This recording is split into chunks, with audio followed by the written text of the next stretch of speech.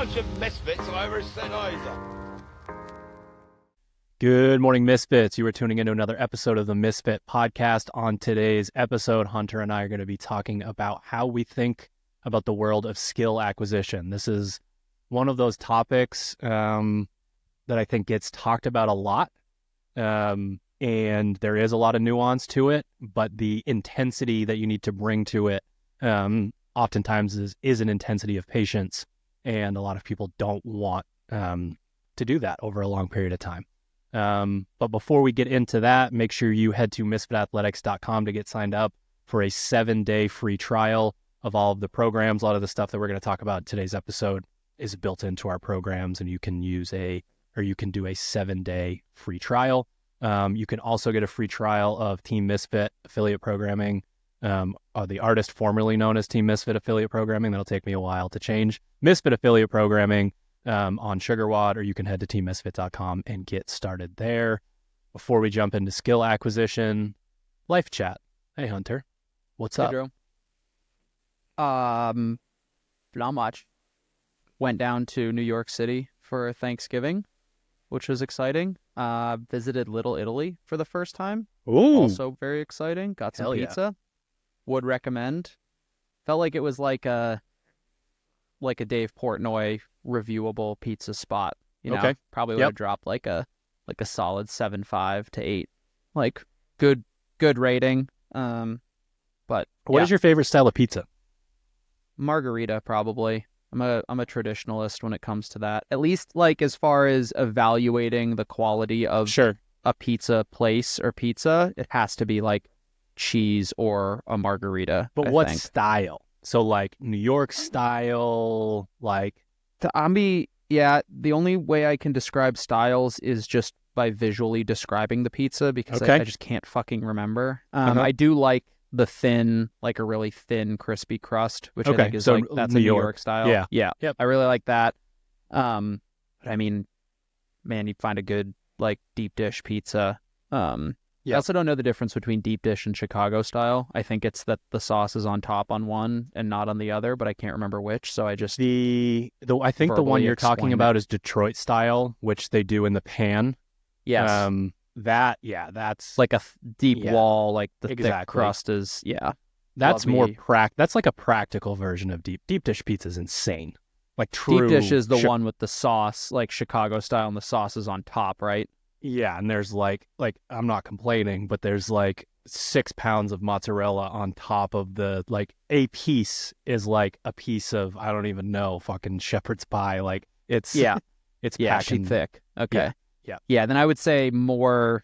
I'd probably say I haven't had like a good Chicago style deep dish pizza. Then good Detroit style pizza. I went to the place that Oprah like says is the best because she's a Chicago person. I'm trying to remember. We were driving across the country. I don't remember why we were there. Might have been just when I was in college, driving back and forth from Maine and Colorado. But it was good. But like, I don't even know that it's pizza. Yeah, it's kind of a different thing. So it was good, but like, it's not the kind of thing that you would order and like I don't know how long it would take over the course of a week to finish one of those pizzas. Yeah, it's pretty crazy. Yeah, no, I'd say probably a New York style pizza is if I had to pick. So there's actually a gluten-free Italian restaurant, 100% gluten-free Italian restaurant in Little Italy that's really fucking good. And like I don't think most people would know that it was gluten-free if they just went there. They just like walked. I feel like you were talking about that recently. Yeah, it was fucking good. I had literally every dish. It's like, all right, I need a pizza, baked ziti, lasagna. Let's go. Come on. Yeah, so did that, and then told you guys yesterday I did a couple of Peloton classes, more fitness related. But my brother's got a Peloton just in his apartment, but I'd never used the done like a class because we just go to hotels that have a Peloton, but it doesn't actually like log in, so you just I just pedal for 45 minutes in zone 2. But I actually like took a class, and I can see why people like it. It's fun. Time goes by pretty quick. Get a good sweat. Like, yeah, I feel like that's the biggest thing is if you are like even for us, there are times when you go to do a zone 2 session and we're fucking absolute nerds and you're just like, do I want to do this? Like, do I want to just sit there, especially if it's the kind of machine or whatever where you're not going to like listen to something or watch something. Do I really want to do this? So it's like, if that barrier to entry is there for us and we're obsessed with fitness, how high is that barrier to entry for the general public? Yeah. So let's get a screen in front of them and distract them. Like, yeah, it's funny. I was also listening to a podcast recently, Stacy Sims on Huberman. And the podcast was about women. Women are not small men. Is that her? Yes. Yep. But she got to a point where she was, and I think it's like general good advice. The problem with fitness, like as a whole, is that most people don't try hard enough to get the benefits that they're after. And instead, like, that's why, she was referencing women just because of like, you know, call it cultural reasons, call it just general education about what exercise is. It's like the F45s, the Orange Theories. It's like, this is perfect because people feel it's kind of like the equivalent of a dopamine hit versus like a longer term sort of thing where it's like, I feel good immediately because I'm sweating, my heart rate's up. But the problem is that you went too hard to get the benefits of like aerobic exercise in zone 2. You did not go hard enough to get any sort of power or anaerobic benefit. And like, circle back to the Peloton, like as somebody who understands, like, okay, if she's telling me like, hey, you're going to go a little bit harder and then harder, my brain immediately is like, okay, I got 3 gears. Like, we're going to go real hard for that. When she says this, we're going to go kind of hard for this. And like, I can do that in my head, but I have 15 years of fitness and coaching experience that can do that. Right. The problem is the general population. It's like, I'm going to try a little bit harder, but like as soon as it starts to burn, like, oh, let's crank the old resistance knob down a little bit. Yeah. And it's like, okay, some fitness is better than none, but it's also some fitness that is almost completely useless. And if you don't try hard. Yeah, you're not manipulating your metabolic rate to change. Exactly. Yeah, you have to go hard or you have to do a lot of volume to manipulate your metabolic rate. And we actually talked about this in, I don't remember, maybe the Engines podcast, but we talked about it honestly in each one. Like, the amount of lifts that you do times the weight that's on the bar is how you get, like, you either have to do really heavy and not very many reps or not that heavy and a ton of reps. And with fitness, the level of intensity multiplied by how long you go is what makes the change. So if it's medium intensity and medium duration. Yeah, we're kind of in junk mile, no man's land territory. Yeah, the basal metabolic rate thing was good, like a good reminder, because it's like the idea is like you elevate your cortisol levels enough that it's like you're stressing your body out, which happens during exercise. But the problem is that you've elevated your cortisol levels and your heart rate and your basal metabolic rate to a point where it's stressful on your body, but is not going to elicit an adaptation. We either need to really stress it out with like that high power output stuff, and then we can get adaptation that way, or like go to the other end, go really low intensity, but for a long time, where we're stressing a different energy system. But that middle portion is where most people live in fitness. It's like, I'm trying hard, but not so hard that it hurts. And that's where, like, I think a lot of people just get lost. And that's why they don't make progress. So join us at Misfit Gym Portland, where we will beat your head into the wall in such a way that adaptation will occur. Well, speaking of that, this podcast, we won't be like telling anyone anything because this podcast will drop after. But tomorrow is the opposite side of that coin. It's 3 by 120 calorie row. You better do that. You better do that, Hunter. Nah, I got a rest day queued up for tomorrow. Yeah, I fucking bet you do. I'm sick that day. You're gonna jog some fucking 19 miles on the treadmill. I think I need a nice low intensity session. Yeah, I think I can stay focused. We talked about staying focused, so I'll just stay over here. But yeah, I mean, we got depending on how slow you go, you're looking at 3 by 2K at the gym. It was kind of a fun conversation to have in the programming meeting of being like, how long can we have them go? Like, what's appropriate, what's not like death for everybody. And I'd say 3 by 6 to 7 minutes is pretty nice. Yeah. Yeah, I'm definitely sick tomorrow. I'm already calling out. That's one of those days where you look at the day that pops up and you forgot that you programmed it, and you're like, "What the fuck was I like? Why did I do that?" Like you could have chosen anything. Could have been fun. Yep. Could have been a good Could have time. been. Could have been. It's You not. got 12 Not gonna minutes of be. rest, 12 to 14 minutes of rest built in. That's fun. No, it's right? 1-to-1. It's 1-to-1. Maybe it's worse. No, I mean total across Oh, the yeah, two. yeah. You get those two rest Yep. periods. Yeah. On the opposite end of the spectrum, I'm doing work on getting rid of the pumpkin cheesecake leftovers, and I ate it But really those calories large. are still inside you for sure. Yeah. I ate a very large piece on Sunday right before bed, and I got a real bad sleep score. So What? last night I ate it at maybe 7:30. Better. Still pretty. I mean, I went up 5 points, All right. Yeah. but I'm Linear like 20 progression. points below where I'm normally at. So Gonna eat tonight, your pumpkin cheesecake at 4:30 p.m. yeah, Yeah. yeah. So, but it's like I get it once a year. It's in my fridge. I can't help it. Wait, do you just buy it? You just buy a big pumpkin cheesecake? No, Maya makes it every year. Ah, It's so good. It's amazing. homemade? She make it Yeah. herself? Yep. Oh. Yep. It's incredible. So I probably got 3 more nights of cheesecake, I think. Somewhere in that range. Or By Friday, I it's could do the right breakfast. thing. I could do the right thing and just eat all of it tonight. Yeah, I was gonna Really feed get it to your through it. feed it to your son. Make him. Yep. He hasn't really had sweets yet. Kid hasn't had sweets. He hasn't watched a TV. He's just living in this little fucking primal cocoon. It's fucking crazy. One of my best friends, they just had their first baby, and like she will be like the dad will be like feeding her, and she's just insubordinate and shirtless is her. It's just like not cooperating. As soon as you give her a like small inject so it's like to help with gas bubbles, you probably know what it is, but it's like a small injected like just liquid, not injected, like you squirt it in the mouth. Whoa, I do not No. know about that. Yeah, okay. Yeah, just straight in the Is this thigh. baby on Ozempic? EpiPen. No, just like a syringe of just liquid into her mouth, and it's like a little bit sweet, so that it's palatable.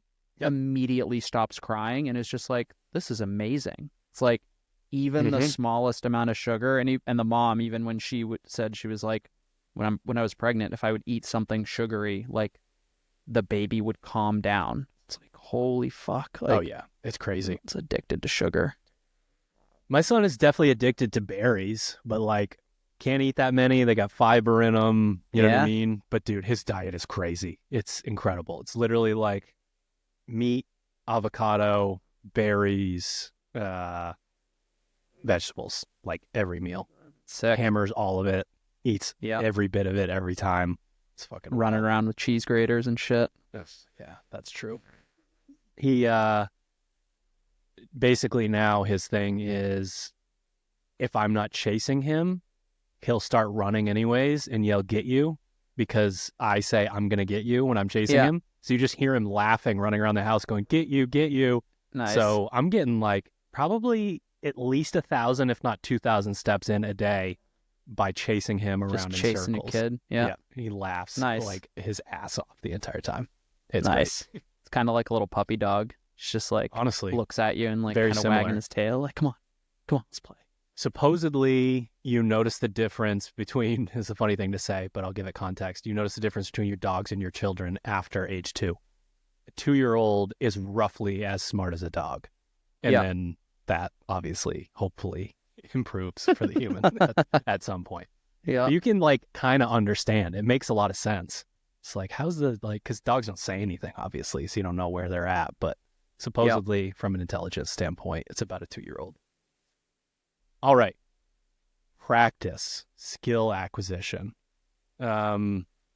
So I have a little thing that I wrote out here, and it is paraphrasing a bit, and it's from multiple sources. So Logan Gelbrick A lot of people know him as the owner of Deuce Gym out in California. He said he worked through this with Carl Paoli, who, if you're an OG CrossFitter, you know who he is, kind of CrossFit gymnastics, that sort of thing.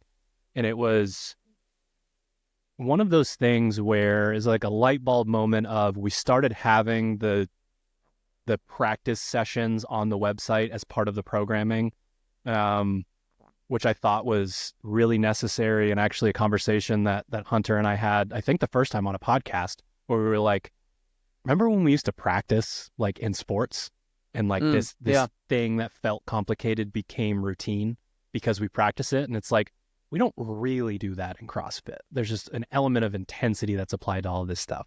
So we put it into the programming, and then Logan was explaining this concept that he gave a lot of the credit for it to Carl Paoli, but really just kind of a light bulb moment for me, and I think a really cool way to talk about what practice is, especially for your type A athlete who's like, I have to be perfect, I have to do X, Y, and Z, etc. So I am going to read this. Practice is not doing the thing, it's coming back to the thing. Meditation is not the moments when your breath is on point and you see the blue sky through the clouds and your mantra is money. Meditation begins when the mind drifts and you make a choice to return to the practice. Practice is noticing when you deviate and coming back to the thing. The finish line is also the start line. We do the thing, we fuck it up, we come back to it over and over. If you come back, you're in the game. If you pick up your toys and go home, you're not. I like it. I just thought it was really interesting to frame it as like, if you're doing the thing and expressing it in this perfect way, or the way that you intended for it to be, are you really practicing, or are you showcasing, expressing your fitness, expressing your skill, etc.? Yeah.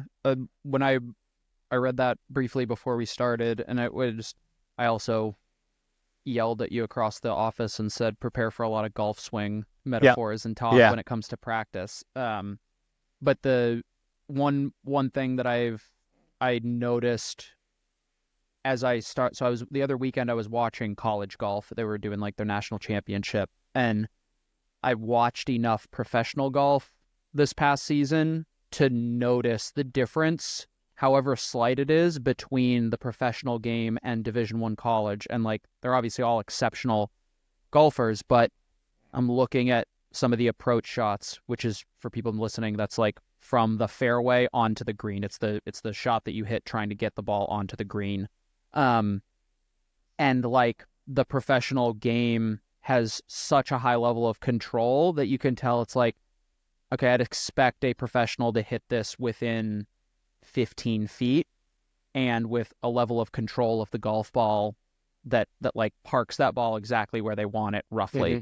Yep. The collegiate game, it's like, you can tell that it's just not quite as tight. It's maybe, instead of 15 feet from the pin, it's 25 feet. You're still putting, which is awesome, but like the level of control just isn't quite there. And it made me kind of realize it's like, the only difference between a CrossFit Games athlete and a recreational CrossFitter is like the level of perfection of all of the things that they do. Like, I can hit my 4-iron the same distance as a professional golfer once. I can't do it repeatedly, and I can't do it consistently. They can do it automatically every single time. A CrossFit Games athlete can hop up to the rings and perform a set of 5 flawless muscle ups every single time. You at the affiliate level, you might be able to do one muscle up reasonably well one time when you're like fresh, but the difference isn't necessarily like this person isn't so exceptionally better. They just have so many more repetitions and so much more practice time with that movement, and with like the little movements that compose the larger movement, that they're just better at that thing across the board in all kind of aspects of it. It's the same movement. It's just the consistency and the quality of which is just so much higher at the highest level. Yeah, and the different modes of intensity that we talk about all the time come into play here. Because when I would think of golf, so my framework that I use with coaches and remote athletes for skill is walk, jog, run. The question at the end of it is sprint, question mark. So when I get done running with the skill, can I sprint with it? Can I just let it loose? And anytime that I watch sports at the higher and like intermediate levels, the difference to me is being able to execute at this absurd level of intensity. Yeah. So like I remember as a kid, we always went to college hockey games. We always went to watch University of Maine play kind of when they were in their heyday. And we went to a Bruins game for the first time. And the speed of the skaters, I mean, I was a little boy and I was like, what is that? Like I felt like I couldn't watch it. It didn't make any sense to me. Yeah. And it was like they're doing the exact same things, just like you said, but that speed. And then in football, like they honestly do a disservice when they do all the slow-mo, because it's like that guy's running as fast as a car. Yeah. And adjusted like midair to make a one-hand catch or something like that. But you bring up the instance of where does that intensity go? And when the intensity needs to be dropped down, the intensity of focus to me is about like the layering within the movements. Like there was an athlete out in the gym practicing her muscle up skill progression yesterday. And the things that you would ask someone to do while they're working on that just become so much different as they improve on the skill. Like we can almost always iterate and make this thing better, make this thing cleaner, like that sort of thing. So it's like, where does the intensity need to go? Yeah. And it's a extremely interesting topic to me. And I think once an athlete realizes what it takes to improve on a skill, there's a freedom that opens up and you can play around with things and really figure out how to move.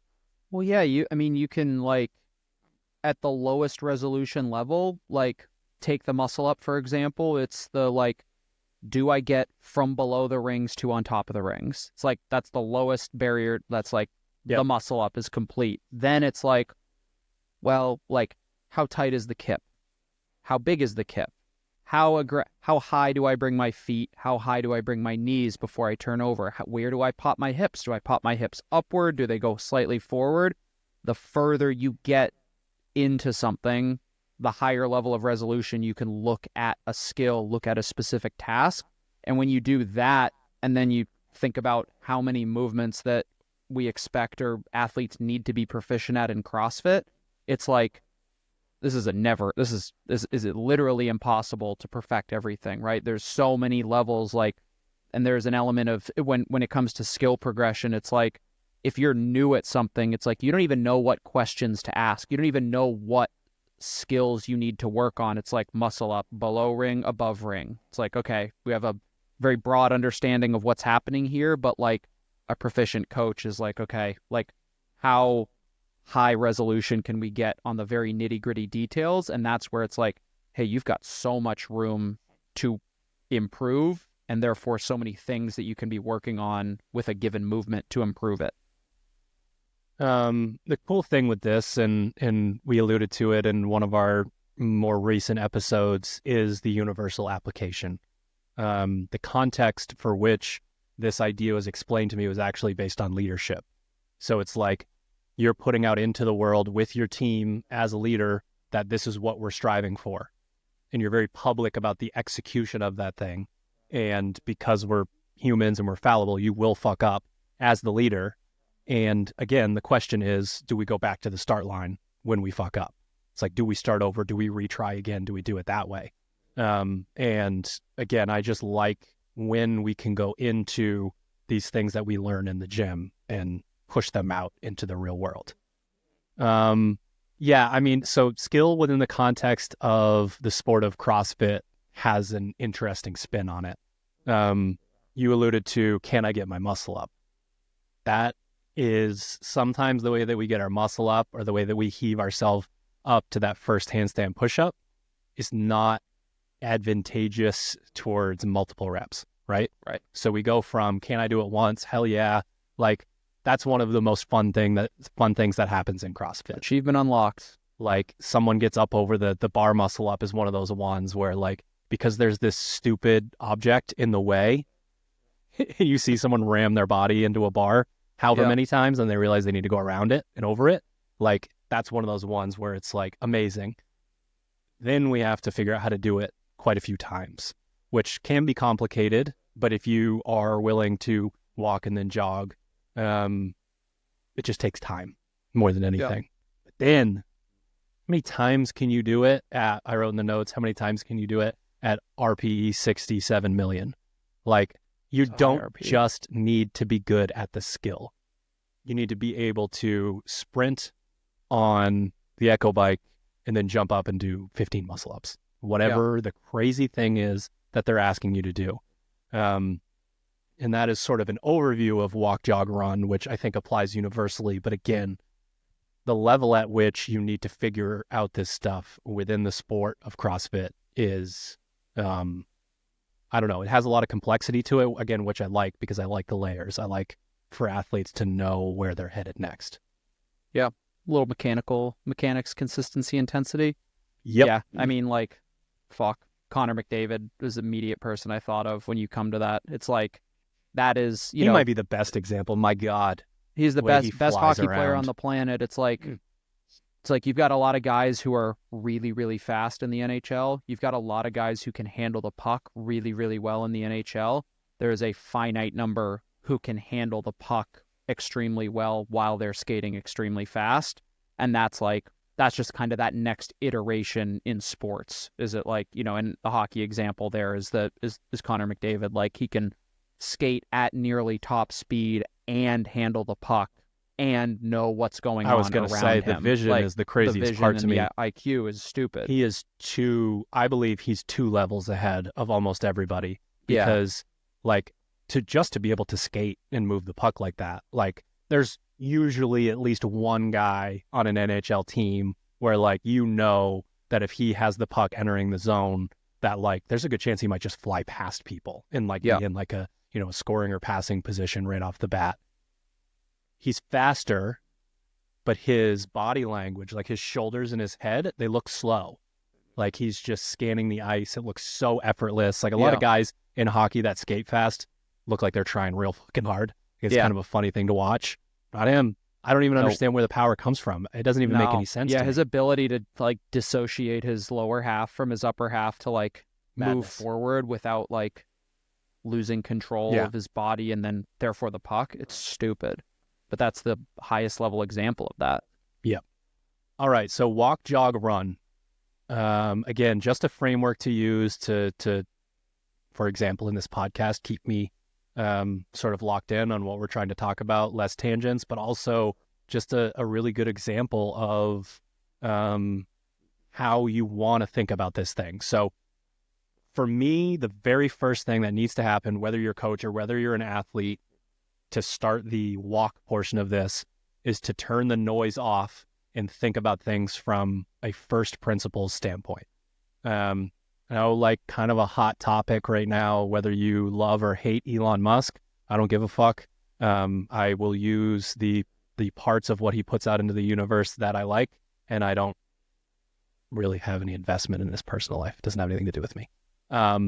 He is famous for first principles thinking being brought into these like incredibly complicated bureaucratic environments.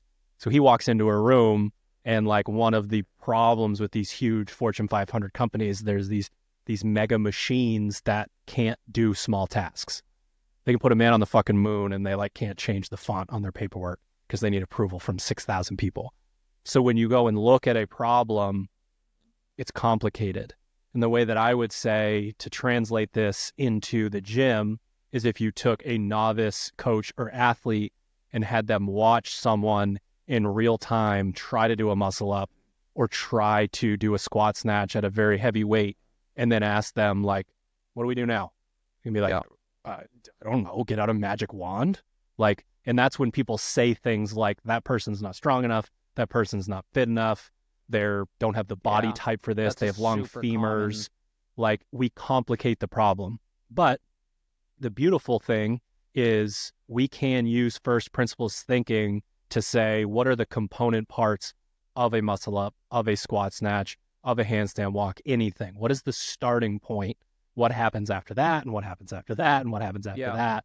And in most instances, we can find a way. There's so many amazing coaches out there. We can find a way to turn this into, like, you would think that there's no like long progression towards a handstand walk because like you're balancing out in space. How would that even be possible? I promise you, there are tons of ways to get people their handstand walk by breaking it up into its component parts. So we need to know the like step 1, step 2, step 3, step 4. Once you've done that, that's when the intuition of a coach comes into play, or somebody who just loves human movement, of like, how do we turn that into a progression? Because again, there are movements where like, I can't pause someone mid muscle up and be like, okay, so this is what you're doing here. I need you to do this here. So that's when it can get kind of complicated. But anytime you are overcomplicating it as a coach or as an athlete, like, what's step 1? Like, and you can be really granular with this.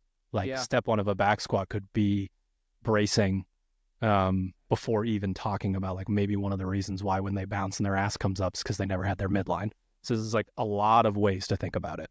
Yeah, I like to do that with if I'm trying to think, an example I had, I was doing a front squat set. I was taking a class with one of my coaches, and there was another couple coaches in the class, and I saw somebody squatting, and hips were basically, butt was shooting up out of the bottom of the squat. That was probably like the obvious thing that I would, a reasonably proficient coach would probably be able to identify. And I'm like, hey, watch this. Like, what's wrong with the squat? And I kind of ask the 2 coaches that are there, and they're just like, oh, the hips are shooting up. It's like, excellent. Why? It's like, well, they're coming out of the bot. They're not keeping their chest up. Why aren't they keeping their chest up? And it's like, why? Go all the way back, as far back as you can, to like, what happens before they even start squatting? It's like, oh, their weight is forward in their toes. Okay, their weight's forward. Their chest is going to go forward. Their hips are going to go forward. They hit the bottom of the squat. Their hips go up. Their hips go up and back, and now their chest is forward, and they're trying to fight to finish the squat. So it's not like, as an athlete or a coach, it's not about identifying. It's great, like, identify the obvious thing, but the obvious thing is almost always like, we got to, like, why is that thing happening? Okay, well then why is that thing happening? And all of a sudden you go back down, and like you said, there's like, there are a finite number of fundamentals in basically every movement that we do in CrossFit. And it's just about being able to identify them as the coach or the athlete, and going as far back to like the foundation as possible. Because if you don't have that foundation, this is why we talk about things like, hey, if your mobility sucks, like, I don't care how many squat snatches you do, they're going to suck until you improve your shoulder mobility. That's first principles for you, for example. And then going back, like, you go back as far as you can to the foundation, perfect the basics, and then you can build from there. But until you have that, you're putting Band-Aids on, open arteries.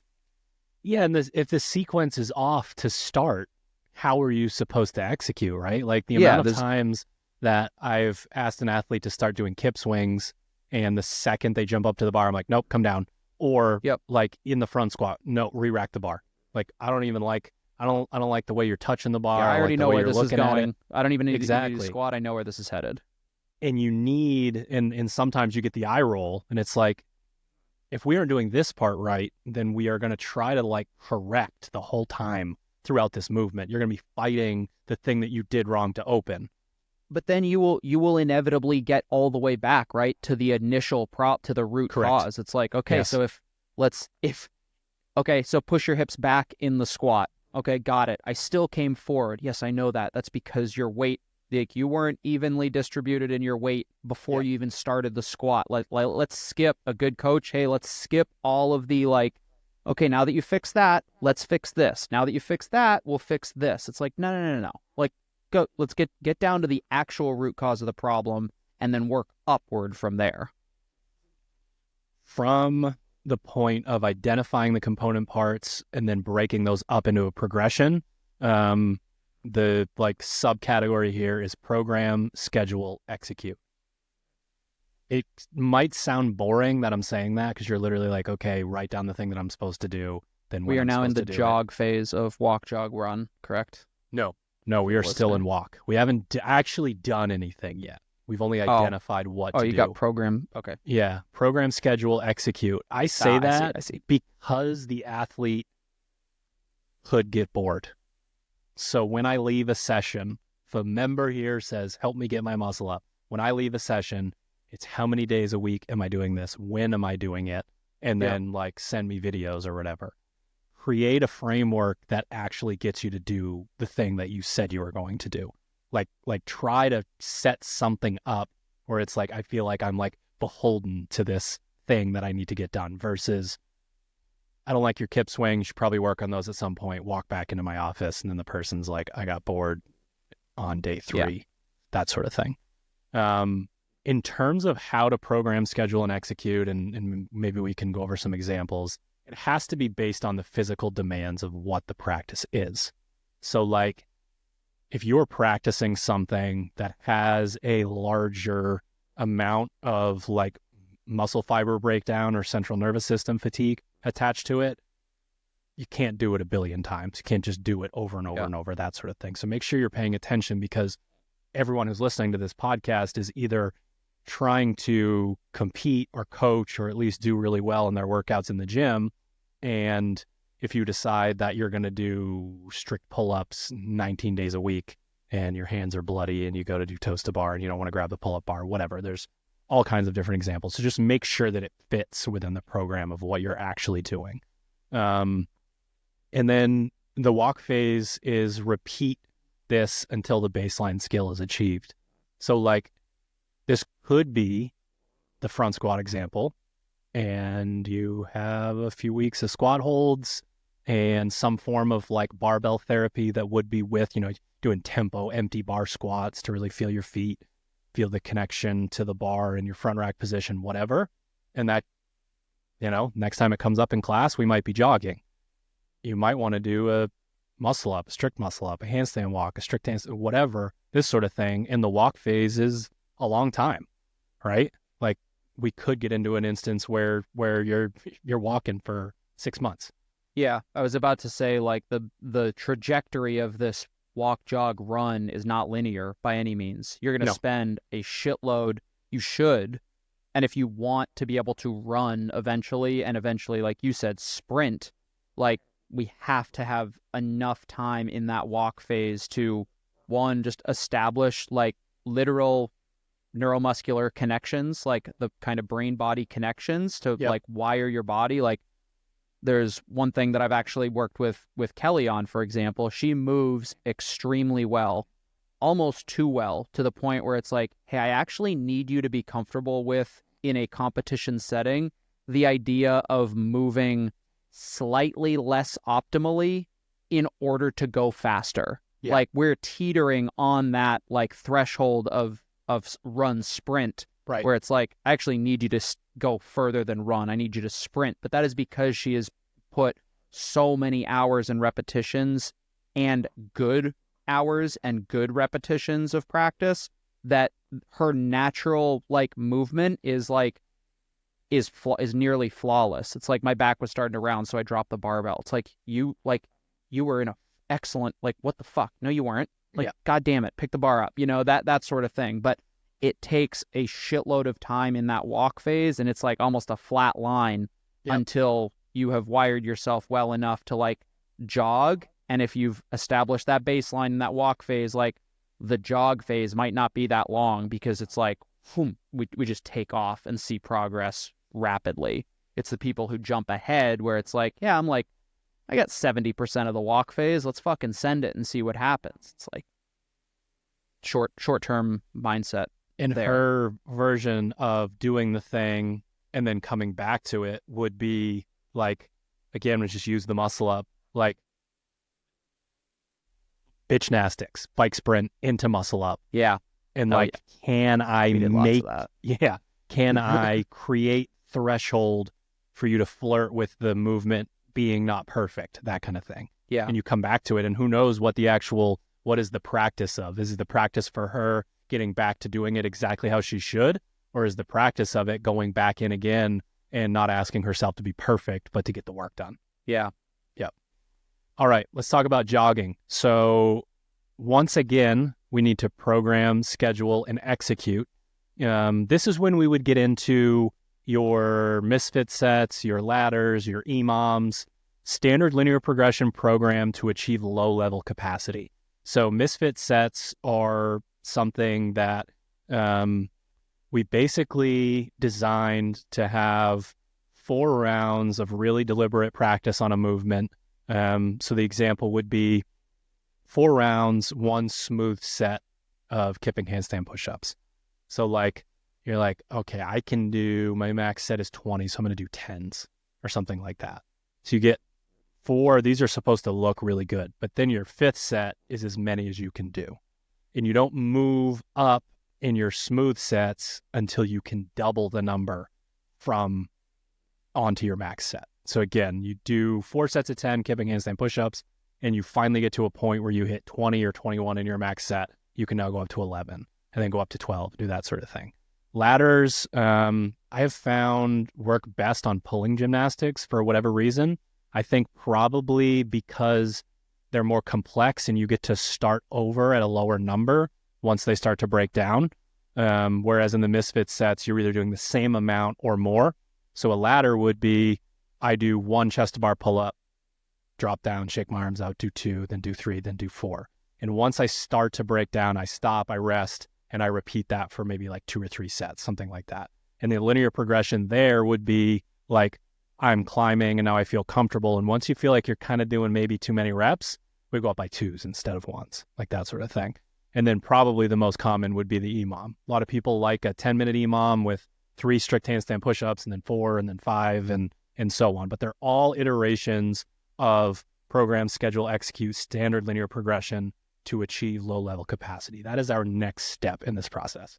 Yeah, and I think the broad kind of the point of this is to accumulate really, really good repetitions at low intensity. And what low intensity means in this context is like, I'm not going to do a set of the movement that induces fatigue. Like, I'm going to do no more repetitions in this movement than I can do flawlessly, and probably even less than that. I personally, and especially at like the affiliate level, the EMOM is like probably the best tool in my opinion, because like, hey, I can get a 12-minute EMOM, a 15-minute EMOM is pretty reasonable to ask somebody to do in class. And let's say it is a kipping handstand push-up, or we could go with a barbell movement too, like a 2 squat snatches or a hang squats and even 1 rep.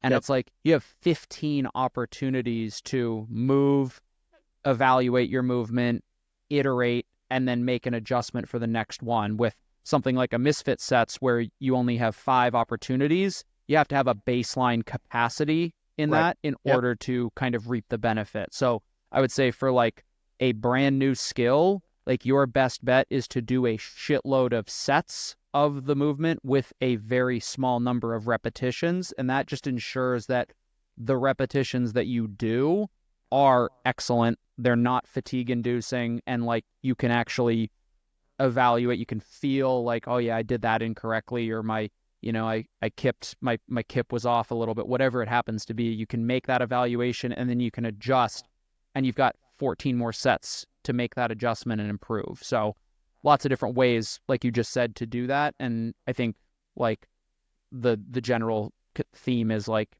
give yourself a shitload of opportunities to do a very small number of reps so that you can really focus on it before we start to beef up the sets or add intensity. Yeah. And you continue to go through those things. You iterate and repeat until introducing the skill under fatigue is appropriate. And one of the ways that we learn, obviously, this is almost all based on learning through failure. So you're probably going to try too early, and that's okay. Mm-hmm. But I would urge you to go back to like, it's almost like on a day where you have the jog, the Misfit sets, the ladders, the EMOMs, like the walking is like your warm up. Like, am I moving really well? I got this like locked in, and then I'm jogging. you need a really high level of capacity before running, because there's a lot of different reasons. Could be injury, could be, the movement pattern could get, I don't know, tainted. Like you could completely change the way that you're moving and not really know it, that sort of thing. But really the jogging phase needs to be pretty constant.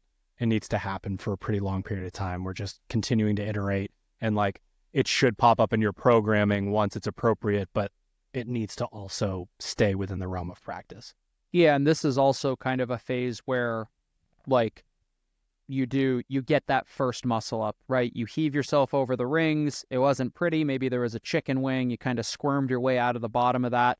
That doesn't all of a sudden unlock like, oh, sick, we got a workout with muscle ups in it next week. Like, I got my muscle ups, like, let's get after it. It's like, no, probably not. Like, we need to spend time, probably still spend more time in the walk phase, like perfecting the small things. Then we can start to jog, add some volume, and accumulate some reps under low intensity. And I think that's where a lot of athletes at all levels, as they're trying to get better, it's like, I've unlocked the skill, or something clicked in a lift, and it's like, we're off to the races. It's like, maybe, but also like, probably not. Like, the odds that you just perfected that movement in that one session is basically zero. So let's like, hey, good job, like, sweet. That's another kind of rung on the ladder, but there's still like, there's still 30 more rungs to get to the top. And again, in terms of mindset, how do we stay locked in when this could be a longer sort of time horizon? I think, again, going all the way back to the beginning of this topic, you hitting your first really good set is not necessarily practice. That is expression of the new skill that you have. It's when you're doing that set and when you finally introduce a level of fatigue in your EMOM, that you notice that you've deviated from the movement pattern that you worked on with your coach, and you go back to executing on it. That is when, like, and you see this happen in like such a beautiful sequence in a remote coaching situation. When the athlete starts to send you, I didn't like the way my turnover looked in these, or like the butt kick wasn't there, or I didn't let the bar travel to my hip. That's when we're really cooking with fire. That's when we're like starting to get to a point where it's like, I feel what's wrong and I'm going to go back and correct it. That's that's funny. I was talking to a friend about that. That's where I've kind of found myself in my like progression with the sport of golf. It's like, initially you get out there and you hit a couple of really good shots and you feel excellent. And then all of a sudden things take a turn for the worst. It's like, I don't even fucking know if I know how to swing this goddamn golf club. And it's like the most frustrating thing on the planet. But then like, as you get and then it's like, okay, well, is it X? Is it Y? Is it Z? And you don't even know where to start with like, well, what did I do wrong? Could have been 600,000 things. As you get better, you start to identify like, there it is. So now for me in golf, it's like, if I'm swinging poorly or hitting a bad shot, it's like, I'm going to make sure, like, was my physical grip on the club correct? Was my foot position at address correct? Were my hips turned slightly too open versus like square to the golf ball? Like these super, super small things, but I have a very finite number of things that I can run through kind of my checklist. And most of the time it fixes it, or at least puts me in a spot where like, okay, I'm onto something. And you start to get to a point where it's like, there are only a few things you know of that are probably what's causing your error. And then you can fix them, and you're able to fix them quicker. Yeah. And then you can get back to practicing the movement correctly and well. So initially it's like, hooray, I got it. Tomorrow, I don't got it, and I don't know what's going on. It's like, okay, well, let's slowly trudge through that a little bit, and eventually it becomes, I don't got it, but I have a pretty good idea of how to fix it on my own. Yeah. And that's how that's another iteration of kind of moving in the right direction. And again, nobody's above that. That's at the absolute highest level. That's when we're bordering on like Jedi level. And I think, I don't know if people noticed it or not, I sort of see the world through this lens in most cases. Bryson did his viral hole-in-one challenge that fucking took the internet by storm. And like, again, sort of like the slow-mo, Bryson doesn't see the ball tracker. He didn't see a fucking red line. And the ball's not even halfway over his house. and he'll say, pushed it, pulled it. Like he Yep. knows immediately. Yep. The dude's aiming for a hole this big. Yeah. Like it's like in the level of knowing exactly in his swing what is happening there. And it's just I find it fascinating to watch those guys. Like I'm not even really interested in golf, but from the coaching aspect, when they do those videos, like I don't think a normal person could get through them. They're so boring. He talks about grip for 19 minutes. Yeah, he'd be an interest. If you don't, it sounds like you do, but if you don't watch him, he's super cerebral about that sort of thing. And it's like, yes, that's what I'm talking. Those basics, they're everything. They're everything. You can't like, if I'm going to hold the club like this with knuckles pointing in opposite directions, nothing else that I'm doing is going to matter in my golf swing. So just the way he talks about those things is pretty crazy. All right. So now we have moved on to the running phase. Again, if you're going to make an omelet, you got to smash some eggs. Sometimes those eggs you'll throw them against the wall and they'll drip down the wall instead of into your bowl to make your omelet. Intervals first. That's one thing that we really try to put out there is just this idea of, I want you to experience the thing and then have time to rest and recover and also think about what just happened. Like go to your room and think about what you just did. We need those moments built in. That's why we do a lot of intervals at training camp. I need that 1 minute powwow with you about what changed as the intensity was sort of brought into this equation. So it's kind of funny. It's like the way that our Google Sheet works, but I sort of think about it in that order of like mobility's here, practice is here, intervals are here. They sort of go within that direction. The progression of interference is also really important. So like an example would be, we just talked about Kelly doing echo bike into muscle up. Yep. In an opposite scenario, we might do muscle up into echo bike. Yeah. And build in some fatigue round by round. And again, like you're just not in the same headspace. When you jump up to do a set of muscle ups knowing that the devil's tricycle is waiting for you on the other side, it's just not the same. And then as the workout moves on, you also won't feel the same. Yeah. So we can build in interference afterwards. And we really need to be thoughtful about the way that we are going to run interference on that movement, right?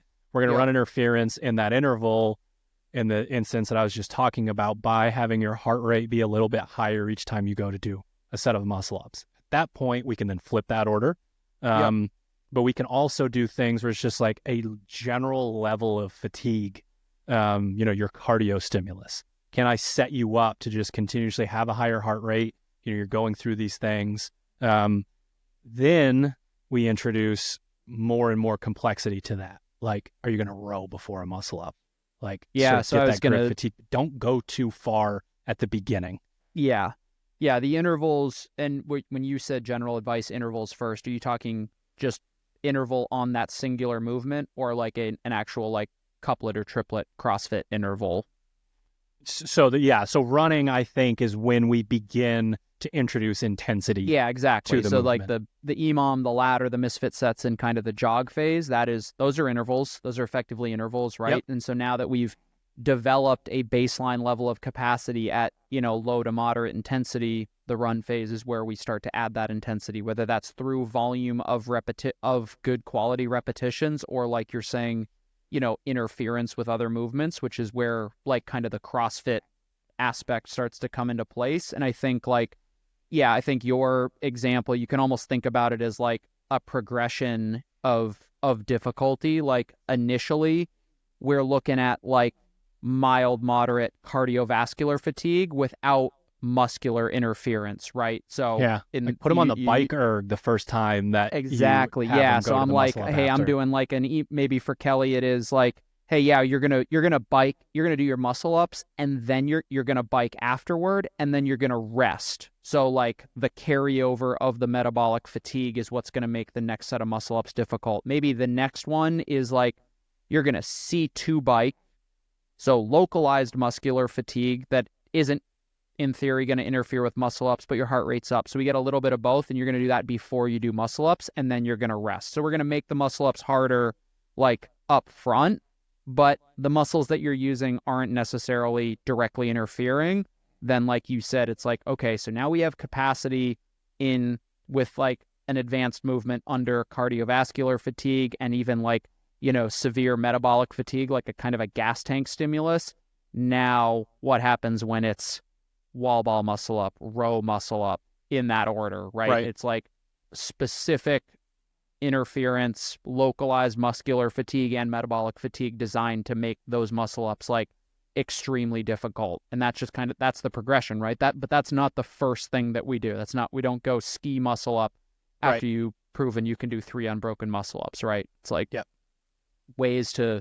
And I mean, like, the athlete IQ thing is also huge here. Maybe you only did EMOMs and Misfit sets and you've literally never done 2 sets of a movement.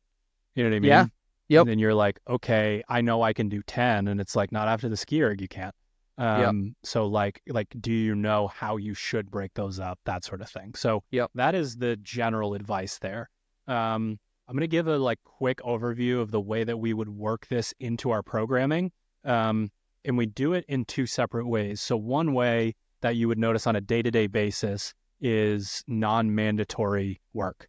A lot of times when we're in our programming meeting and there is a cell that we know is non-mandatory, which means if you don't follow our programming, we tell you all the stuff you need to do, and then there's a way to personalize your program with those extra pieces.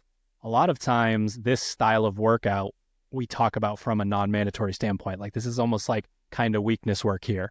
So we have, like rope climb, C2 bike or something like that. And we really talk through, is this set up in a way where the athlete can figure out how to go back and forth between these things and do it. So that's more of just a day-to-day basis of us working things in when we know that it's potentially weakness work.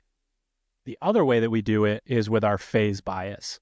And I think it would be possible for almost any coach to write something like this with the framework. I could be wrong. I could be so far down the rabbit hole that I think people are halfway down with me and they're not.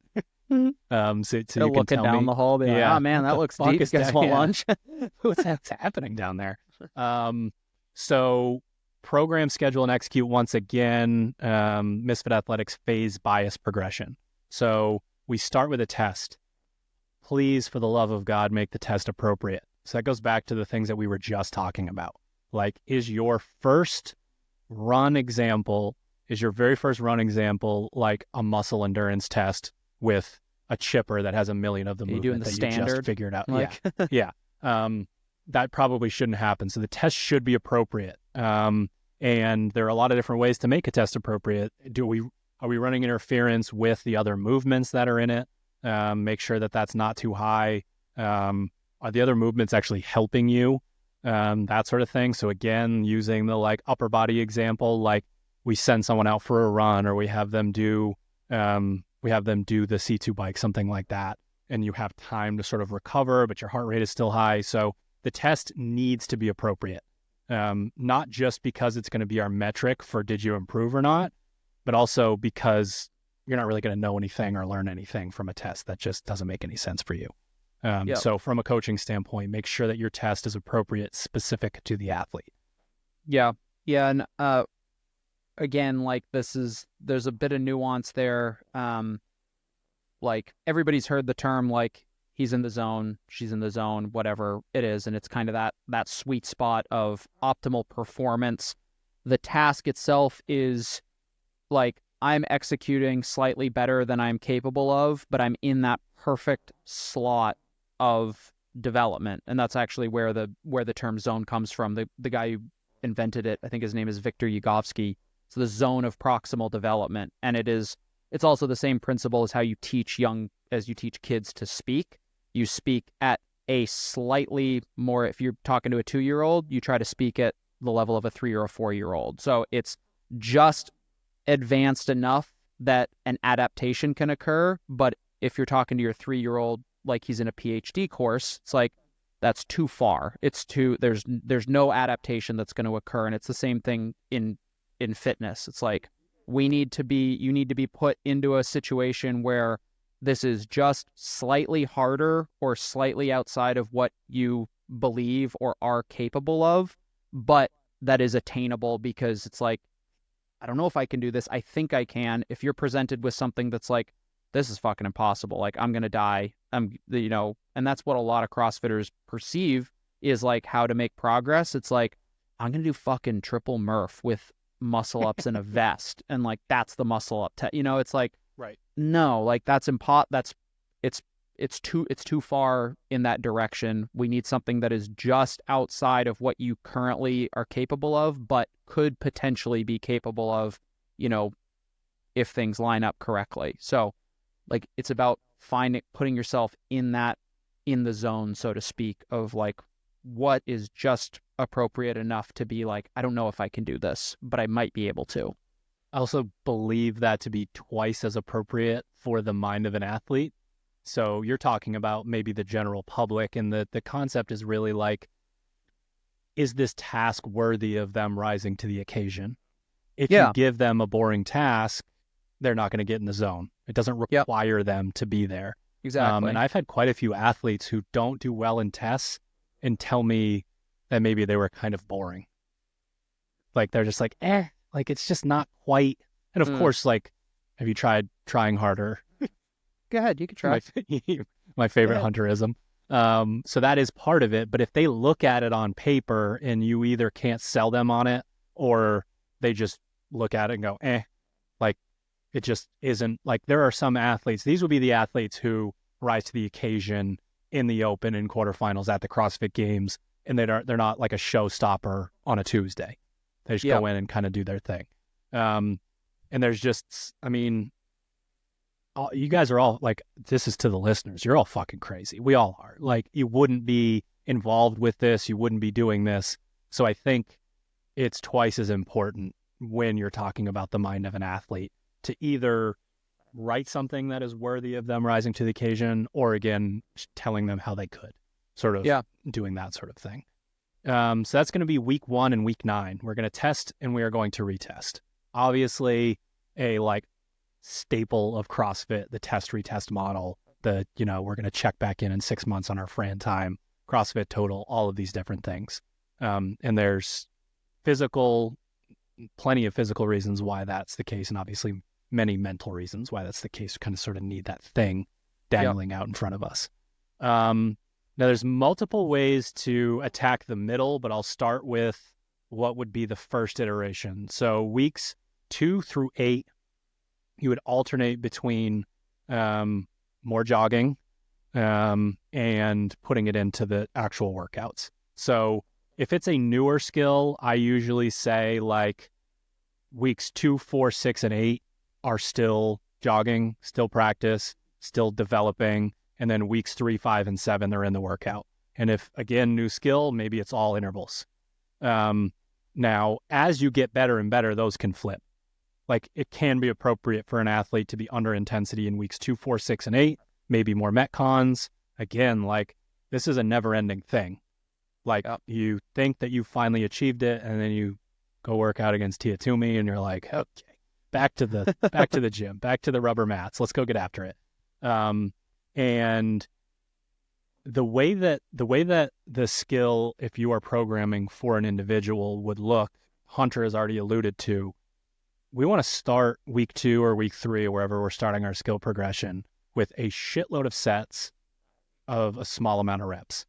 It's actually going to be the highest volume that you would do. Because again, lower intensity needs to be higher volume to make that adaptation. Hopefully it's going well and we can use linear progression, and you sort of like, let's say week 1 has 100 toes to bar in it and you're doing 10 by 10, and the final week of the skill progression is actually only 60 toes to bar, but it's 3 by 20 or something like that. The intensity is inside of the set versus spread out over the course. So that's how you would want the skill to trend. New skill, we've already talked about it, intervals and interference. The way that you run interference has to be very thoughtful. Once the athlete has gained some momentum and they're really just battling to be the tip of the spear, that's when CrossFit really comes into play and we need variance. We need to run interference intentionally with the super high heart rate, with the cardio element of there's just so many reps within this workout, with the interference of sort of muscle endurance, that sort of thing. we need short workouts, we need medium workouts, we need long workouts, we need couplets and triplets and chippers and all these different things, because you will find these moments where either the skill is exposed within the workout or the athlete IQ is exposed within the workout. Yeah. At that point, we're stress testing it, right? We're like, now it's like, so we've tried to bulletproof this. We've built up some capacity. We've added some intensity, and it's like, all right, like what's gonna fuck me up? Like what is the combination of things that is going to stress test and find the chink in the armor? It's like, okay, so you can accumulate 50 muscle ups over the course of a workout. What happens if I slap 30 of them, think like the standard snatches, muscle ups, clean and jerk, 30 clean and jerks, 30 muscle ups, 30 snatches. It's like, is that the thing for you? It's like, what is the linchpin now? Where can we get you stuck? Where do we expose the chink in the armor? And then now we're trying to find ways to like prove that you're not as good as muscle ups as you thought you were, right? Right. Just with the purpose of making that person fitter. Yeah, I mean, we'll have games. I mean, you think about the games programming where this stuff comes up. It's like, this chipper has a set of 50 muscle ups. Like, okay, what the hell happens to an athlete when they have to do 50? Because we see it all the time. The great muscle upper like overreaches in that workout and they're way ahead, and then they literally walk off the rings or start their next movement at the exact same time as the person who was like, I'm not very good at these. I'm going to do 5s and then 4s and then 3s and yeah. I mean, we saw it like the first. I don't know if it was the first or second year of quarterfinals when it's like fuck yeah, get to show off my muscle ups. It's like, oh yeah. It's like, did you know that you needed your hip flexors to do muscle ups? Turns out those GHD sit ups before an otherwise pretty manageable set of muscle ups is like, wow, like welcome to the Thunderdome. Like that's where, and that's when a test is well written, where it's like, oh, I did not expect this to get hard, and it got hard because of this other thing that I just didn't put together, right? And that's like, I think that's where good programming, I like to think we're pretty good at that, being like, I know this is going to be easy now, but like, hold my beer in round 4. And the best athletes have that like ridiculous memory of the last X amount of workouts that they've done. And some people will say like, oh, you guys have predicted all of the workouts that they've done at all these competitions. And it's like, it's variance. That's what that is. But then when we get there, they're like, do you remember this one? And like, they go back to their notes and they're like, okay, so it was like this pace and whatever. I know what that's going to feel like. And like, maybe it's like, it looked easy on paper because it was a merry-go-round workout and then you didn't do the math on the total reps. And it's like, obviously we're gonna have to break at some point. This workout's got, 150 stand push-ups in it or whatever it is, that sort of thing. So this is meant to be looked at as what we explained at the beginning. We're always going to start over. No one is above starting over. No one is above walking, going back to, we have gotten you to a point where your capacity is good enough to flirt with the level of competition that you want to be at, and we want to improve and go up. Let's get that slow-mo camera out and take a peek. Let's go back and look, see where it's at. Oh, you've started to do this. You've developed this habit. Let's make sure that we change this, that sort of thing. No one is above these things, and I love the Steph Curry warm-up that he does before every game. That's God knows how long. That's him walking every single day. And if he, in terms of dribbling and shooting, needs to walk on a daily basis, you are not above that. So a CrossFitter who is like, Tola was a guy that I use the example of. Like, he used to be in the Northeast. He used to come up to the gym every once in a while. Dude, his barbell therapy warm-up, strongest man in the sport. It was incredible to watch. It was so meticulous, so detailed. And it's like, we're not going to be above this thing, right? And it's like, the level of competition continues to rise. Like, and if our shining examples of what we're chasing didn't have this mindset, they would fall off and wouldn't be the example anymore. So they don't get to rest either. Yeah. Like, they're being chased by this pack of people. They need to continue to be. So like, there's just no hiding from... They're the ones pushing the boundary on what it turns out people can do. And anytime that barrier happens, the 4-minute mile, thing, it's like, as soon as we found out that was possible, it's like, how many people just shoved the human potential to the right by being like, oh, turns out we can do a 4-minute mile. Turns out you can snatch 225. Now everybody and their mom does. Yeah, I think the warm-up thing, I was actually going to allude to that too. Like, when you see a professional athlete, like I always love the behind the scenes, day in the life, behind the scenes, that sort of thing of a professional athlete. But when they get, again, let's think about, we'll keep the hockey example up. Like, dudes arrive at the rink and it's like their pregame prep is essentially the walk, jog, run, all just condensed over a period of a couple hours, right? But they always do start at walk, right?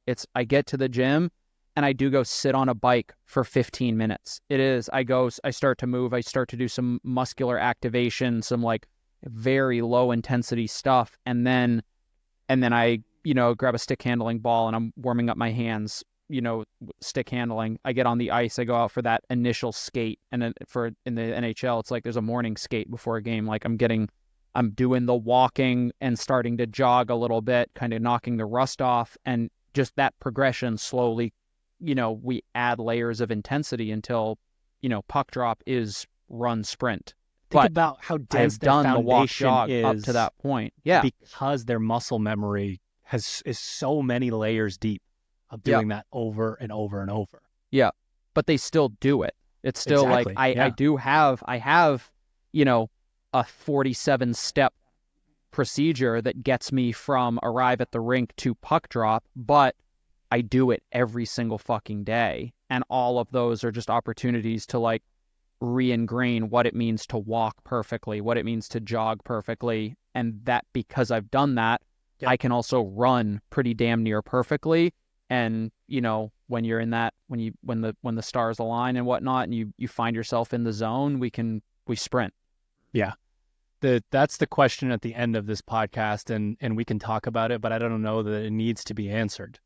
We continue to do this thing over and over, and there are points where we've built ourselves up so well by starting over and walking and jogging and running and then walking and jogging and then running, that the challenge in front of us is so big and so tough to get into that we have to sort of like, again, fall back on that foundation and just go do it, just go execute, just express all of this stuff that we've worked on, and that's the sprinting.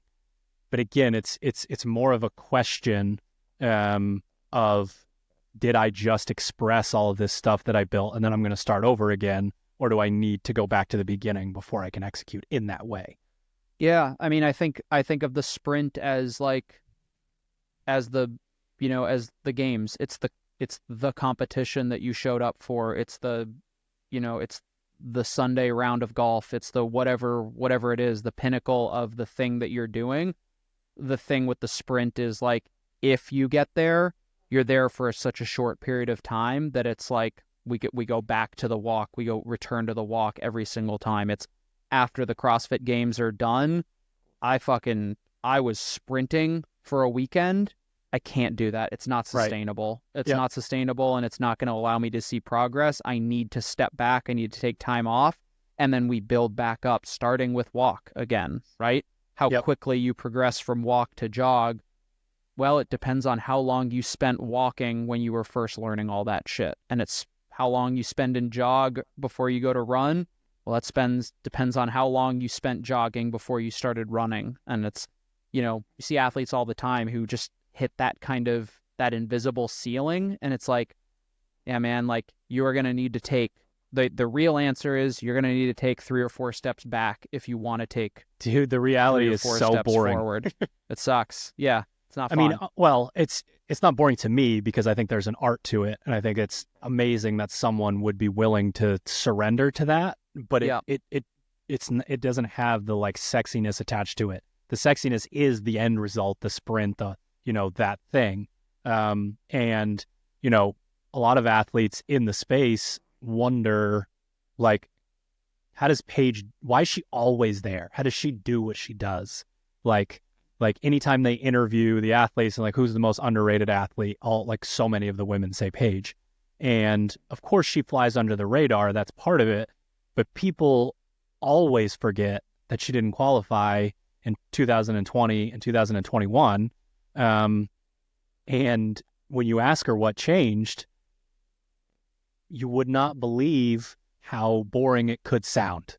Yeah. It's the warm-ups, it's the barbell therapy, it's the working on this skill, it's the, am I sleeping, am I eating the way that I should be, all of those things, right? She was so used to performing at such a high level beginning in her career in CrossFit. Before that, playing hockey, doing that thing, that she was a runner, maybe jogging every once in a while, but like that's what she did. She went out and got after it. But this sport, I mean, my God, the amount of walking and jogging in this sport before you even get a chance to do the other things is so large that if you can't surrender to those concepts of like mastering the basics, your time in the sport will be pretty short-lived. Yeah. I think that's the wrap up, right? It's that the difference between the professional athlete who gets paid to do what you do recreationally is not that they have some sort of magic thing that they developed or that they have, or that there's not some weird hack that comes with being at the professional level. It's like they just did the boring, monotonous stuff so many more times than you are willing to do it, that they just had to be better than you. Right. That's all it is. They just have more reps than you, more time than you.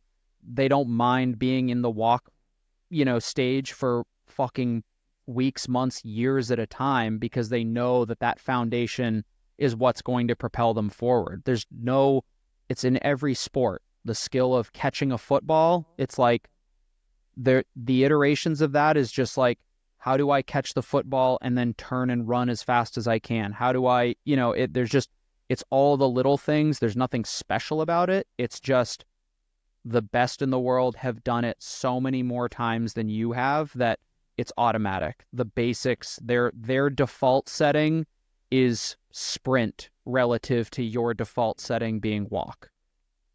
So my final thoughts, I think, are maybe turning the opening concept into something that's a bit more macro than micro. It ended with, if you come back, you're in the game. But if you pick up your toys and go home, you're not. So, like, Hunter, can you think of an example recently where shit did not go the way that you wanted it to in the gym relative to something that maybe not necessarily super high skilled, but had some sort of movement efficiency component to it? Fuck, bro. 1,000 things. Let's see. Can I give you a golf example, or does it need to be CrossFit? It can be golf. Let's go with, we were doing chest to bar pull-ups the other week. That is notoriously like I'd rather do bar muscle ups than chest to bar pull-ups. Yep. And it was just fucking wonky. My shoulder kind of hurt. Yep. I was just like, right, this is just bad. Like, I can do better. I have done better. I know what my capacity is generally, and this was just bad. Yeah. So in the examples that we've used today, we would want Hunter to notice in the moment, maybe, that he wasn't moving the way that he should, and he was relying way too much on his grip strength and not his hips, would be my guess. Yep. Classic. Yep. The fucking guy can hold on to the pull-up bar for 6 hours. Why does he need to use his hips? The real example, the life example, is that you're going to do chest to bar pull-ups the next time that they come up. You're not done with chest to bar pull-ups. Yeah. It is okay and gonna happen that the fuck this, I'm done meme happens in the moment. The papers are up in the air. I don't need these. But then the guy's like, actually, I need those papers. I'm going to go pick those up. You picking those papers back up is the bigger picture idea of this. And there's actually science behind it, which is always cool if you're, less into the kind of the woo-woo stuff. I love both sides. So the science is there are neurological adaptations taking place between the time that you mess up the skill and then you come back and you try it again. And we need space in between for that to happen. So if you're not making those, you're sort of not like burning those in while you're doing it as much as your mind needs time in between. So an example, Hunter, would be the chest to bar session went really weird on a Monday, and then you went to do them again on a Thursday, and you're just feet, hips. Like, how did that happen? You know what you're trying to do. In a lot of instances, there's just some times where there could be a lot of different reasons why it wasn't the case.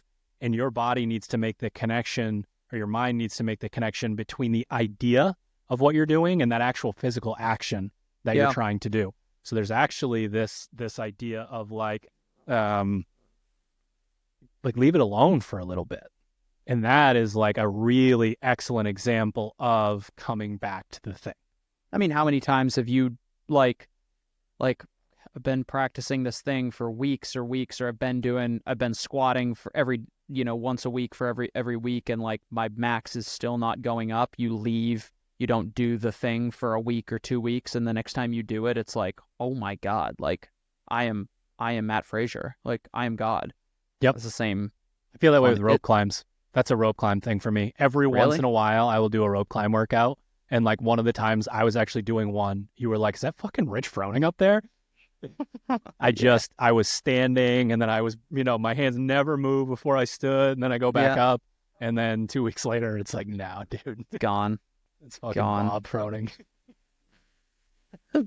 Dick Froning. Distant cousin. Yeah. What you got?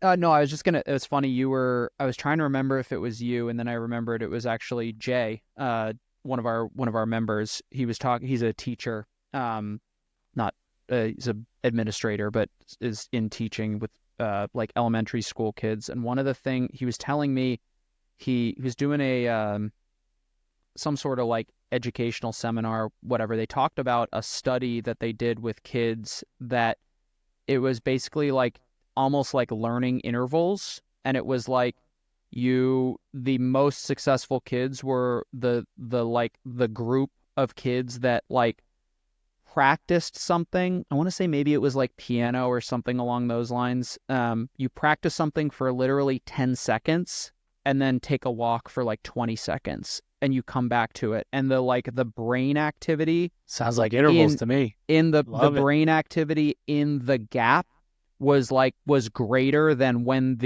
they were actually, it was typing. It wasn't the piano, it was typing. It was like, you're going to type for 10 seconds and then you're going to take a lap for whatever, 20 or 30 seconds, whatever it was. And the brain activity during the break was basically like mapping what you just did, what the kids just did onto like, the neurological system. And that's how they that was the most effective like interval, whatever, that they studied, where it was like a really short period of work and processing and then take a break, so that the brain could essentially process and kind of map that into your neurological system. It was pretty interesting. So you just explained why I think meatheads are the most practically intelligent people on earth. you have to fucking do the thing and work hard and rest and recover and do the fucking thing. Yeah. Like that's how you get from point A to point B. Did we do it? Yeah, that was a good one. Thank you for tuning into another episode of the Misfit podcast. MisfitAthletics.com for your individual programming needs. 7-day free trial to get started. You get to see a whole week of programming to see how we do things, how we work in a lot of the concepts that we talked about today. And if you are here for affiliate programming, make sure you head to teammisfit.com or the Sugar Wad Marketplace. See you next week. Later.